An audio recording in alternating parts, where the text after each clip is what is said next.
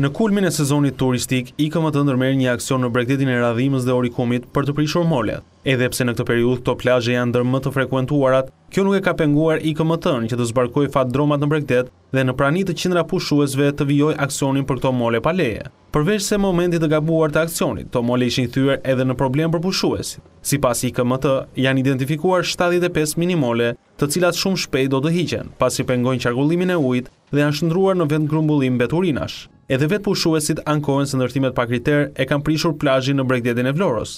Këto vitet e fundit ne mbajmë mend detin që ka qenë kristal, dukeshin peshqit, kur futeshe në det tani nuk shef se ku hedh këmbën, nga leshterikët, nga pislliqet, dhe kjo e gjitha është krijuar nga këto barrierat që janë krijuar, molet, minimolet që janë krijuar për gjatë gjithë Bregdetit. Që shpresojmë që të bëhet më mirë. Na bëhet qefi që ka filluar, që filloi sot, edhe dëshirojmë që të pastrohet e gjithë. Sepse kemi 10 vjet që vim këtu, i kemi parë gjitha ndryshimet, kemi parë dhe që kur janë bërë molet.